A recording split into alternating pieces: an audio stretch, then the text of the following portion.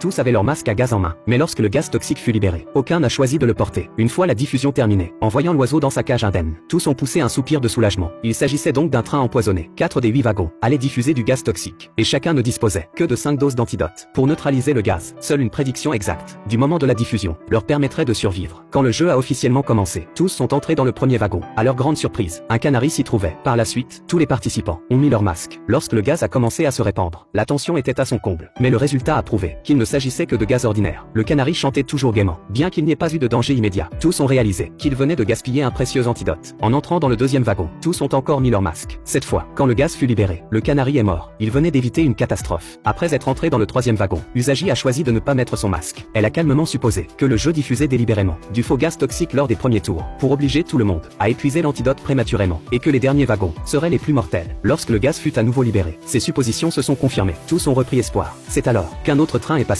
et la scène à bord a glacé le sang de tous. Les participants de ce train agonisaient, se débattaient désespérément, lentement torturés à mort par le gaz toxique. À l'ouverture du quatrième wagon, Ryuji a fait remarquer que ce gaz toxique à action lente était plus lourd que l'air, et qu'en remplir tout le wagon nécessiterait une grande quantité de gaz, donc une énorme cuve de stockage. S'il pouvait localiser ces cuves, il pourrait anticiper le danger. À ce moment-là, un homme prétendant s'y connaître en train a commencé son analyse technique. Selon la structure du train, il a déterminé que ce wagon stockait probablement du gaz toxique. Usagi et Ryuji ont immédiatement mis leur masque, mais certains gardaient encore espoir, voulaient conserver l'antidote pour plus tard. Dès que le gaz fut libéré, ceux sans protection se sont effondrés au sol, gémissant et hurlant de douleur. La peur a atteint son paroxysme. Arrivé au cinquième wagon, il ne leur restait que 2 doses d'antidote, et il y avait encore 2 wagons contenant du gaz toxique. L'homme qui connaissait la structure des trains a de nouveau spéculé que ce wagon avait un pantographe sur le toit, donc il n'y avait pas assez d'espace sur le toit pour placer les cuves de gaz. Tous ont choisi de le croire. Après la diffusion du gaz, le canari dans sa cage était indemne. Il venait encore d'échapper au danger, mais en entrant dans le 6e wagon, l'expert ferroviaire a soudain réalisé qu'il s'était trompé de modèle de train. L'emplacement du pantographe différait de ce qu'il imaginait, et tous ses raisonnements précédents étaient faux. En entendant cela, tous ont compris que leur survie jusqu'ici ne tenait qu'à la chance. Mais le temps était écoulé. Ils ne pouvaient que s'en remettre à leur intuition. Suivant Usagi, tous ont mis leur masque. Pourtant cette fois, le canari a survécu. Cela signifiait qu'il restait encore 2 wagons contenant du gaz toxique, et qu'il n'avait plus qu'une seule chance de survivre.